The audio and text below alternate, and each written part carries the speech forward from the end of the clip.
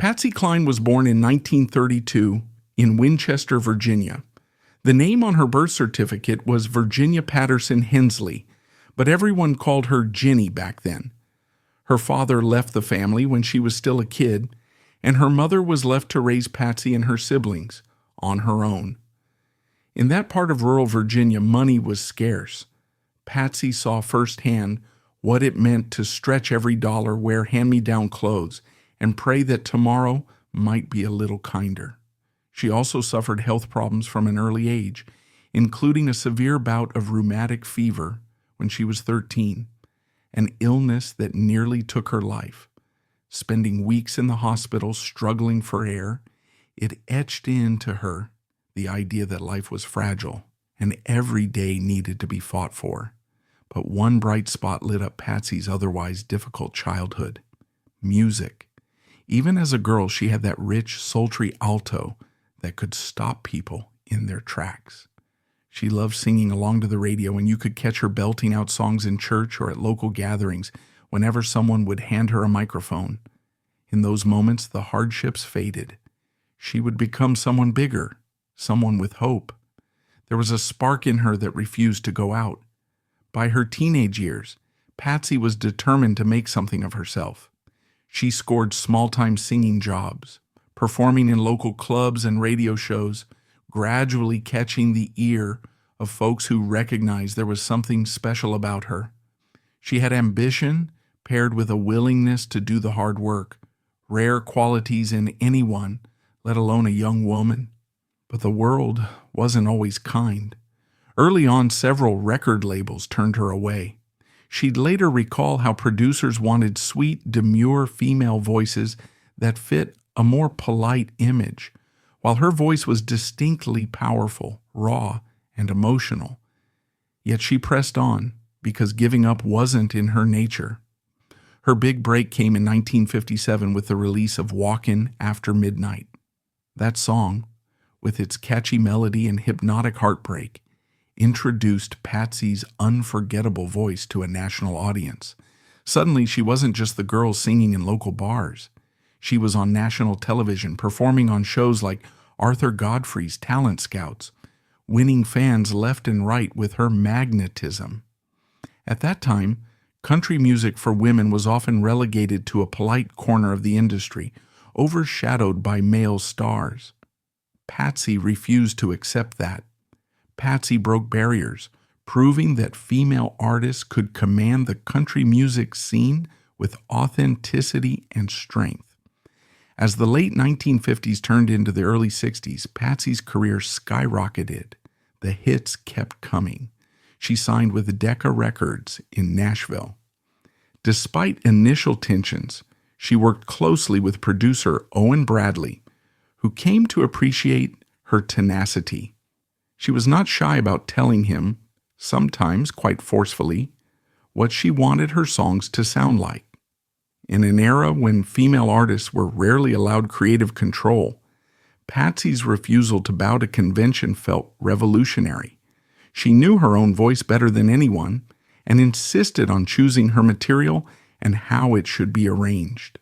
For example, the track I Fall to Pieces, released in 1961, showcased her distinctive blend of country heartbreak and a more sophisticated, polished pop style.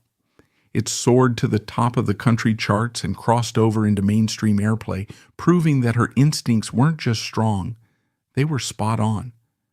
But perhaps the most iconic moment of her career was Crazy, written by a then little-known songwriter named Willie Nelson. The story goes that Patsy initially thought the song was too difficult to sing. It jumped around in ways that felt unnatural at first. She was still recovering from her near-fatal car accident when she tried to record it, dealing with lingering aches and the emotional trauma of almost dying. Yet when the final track came together, there was a magic in her voice. It was strong, yet vulnerable, longing but filled with a certain dignity, as though all her life's hardship found a channel through that single word, crazy. It became one of the defining country songs of the 20th century, an anthem of heartbreak that reverberated far beyond the boundaries of Nashville. Part of Patsy's charm was how different she looked and acted on stage.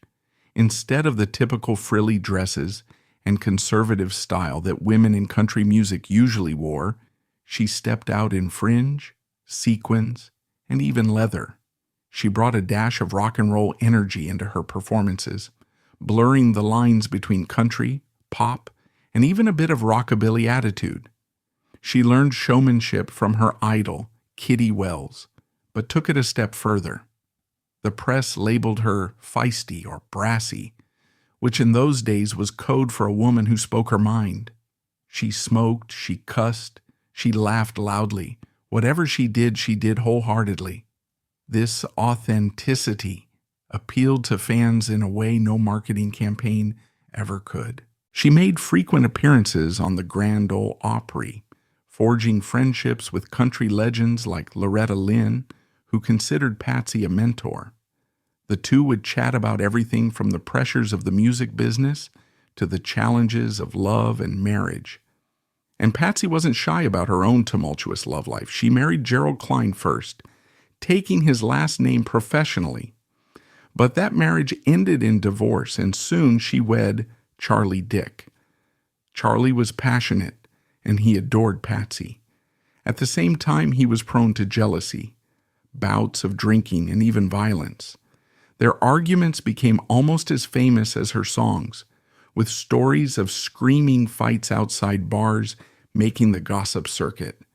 Yet in many ways they were deeply connected, an intense bond that neither could walk away from. Patsy once said, "When he's good, there ain't nobody better." Their relationship, stormy as it was, gave her some of the raw emotional fuel she poured into her music. Meanwhile, the physical challenges in Patsy's life started catching up with her. Her 1961 car accident left her badly injured.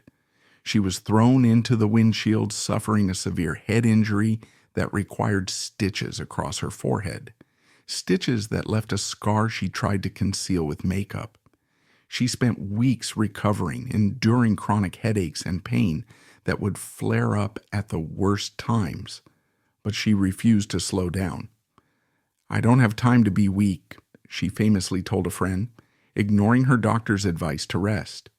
She kept performing, fueling herself with painkillers to get through shows. It wasn't just career ambition that drove her. She felt an almost compulsive need to sing. It was, for her, a form of survival. As the early 1960s marched on, Patsy hit her stride in the music industry. She started touring nationally, joined televised specials, and appeared on variety programs beyond the usual country circuit. Country music was coming into its own, and she stood at the forefront, a beacon for future stars like Loretta Lynn, Dolly Parton, and Reba McEntire. Radio stations that had once balked at playing a female singer now discovered that her style resonated with listeners across geographic and cultural boundaries. Fans related not just to her voice, but to her underdog story. She was the scrappy girl who'd been poor, who'd fought to make her mark, and who carried scars that proved it. By 1962, you could sense she was one of the biggest names in country, on the cusp of an even larger, more mainstream stardom. Yet all this success came with a lingering shadow. Patsy began expressing a strange sense of foreboding, telling close friends that she knew she wouldn't live long. She mentioned having premonitions or dreams that hinted her time was short. Some chalked it up to trauma from her near-death experiences, the rheumatic fever as a child, the car accident, the general unpredictability of life that she'd come to know so well. Patsy even wrote up a will, unusual for someone who was just 30.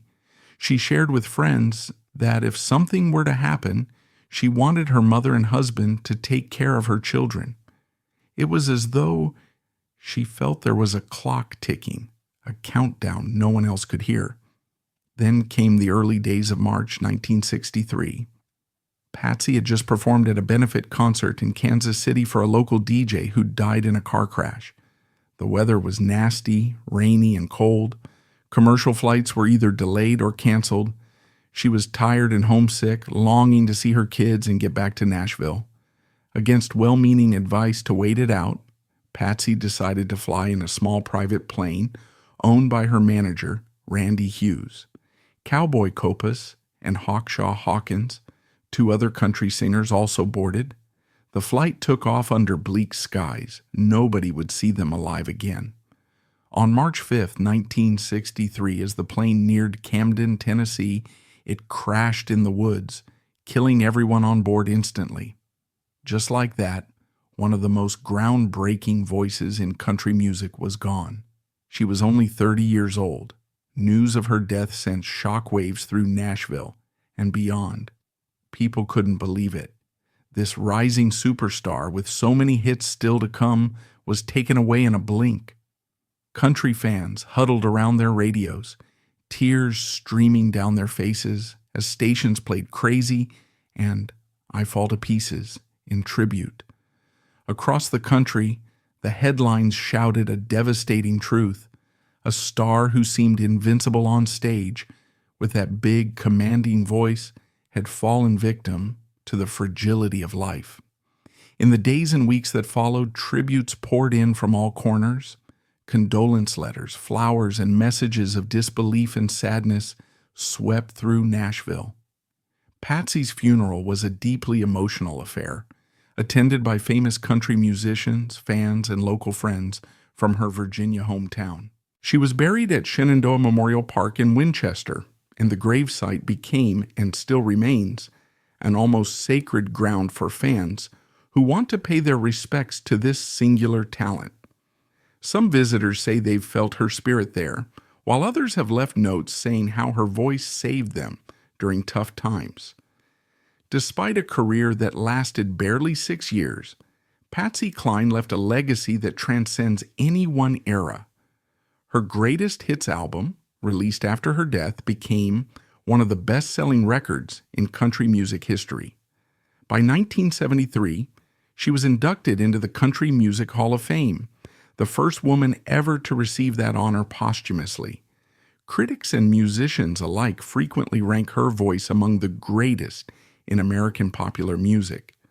Rolling Stone, NPR, and Billboard have all placed her on their lists of the best vocalists of all time. Willie Nelson, who wrote Crazy, never stopped praising the magic she brought to that song, a magic that arguably jump-started his own illustrious career. But numbers and awards don't fully capture the emotion she continues to stir in people.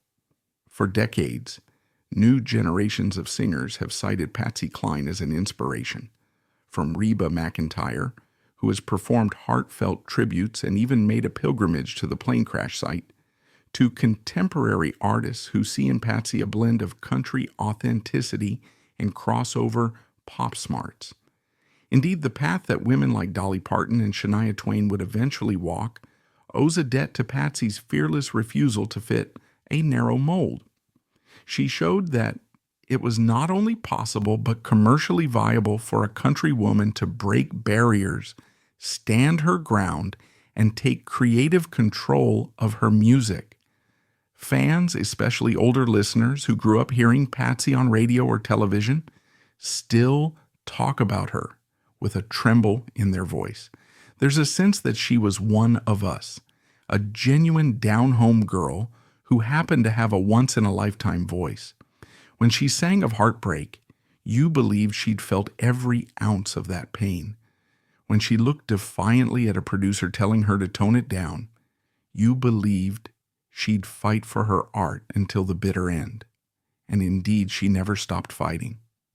Among the many touching anecdotes about Patsy, there's one that stands out for its sheer humanity.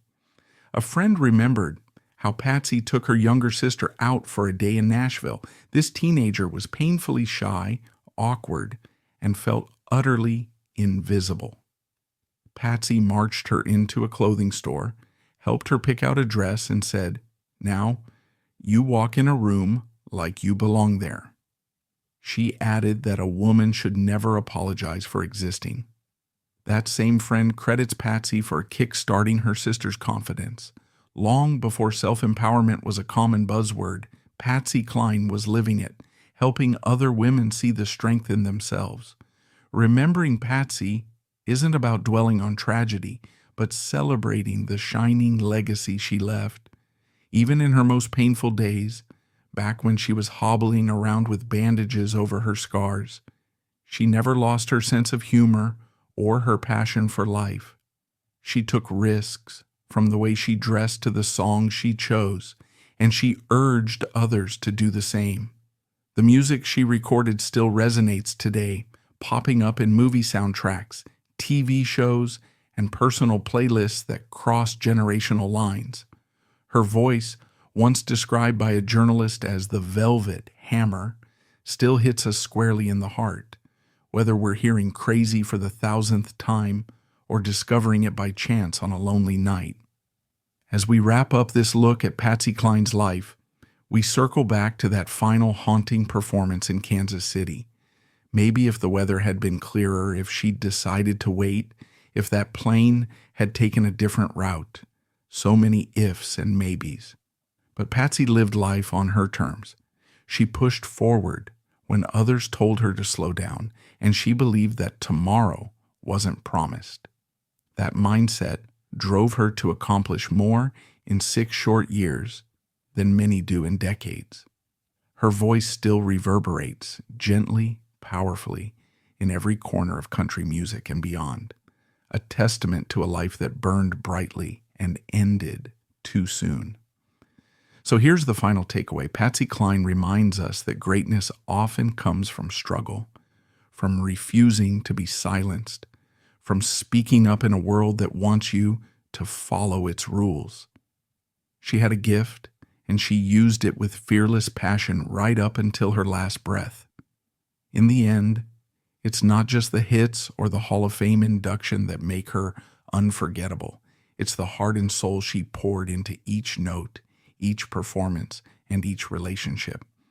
Thank you for spending this time reflecting on the life of a woman who truly did change the game for female artists, for country music, and for anyone who's ever faced adversity and fought their way through it.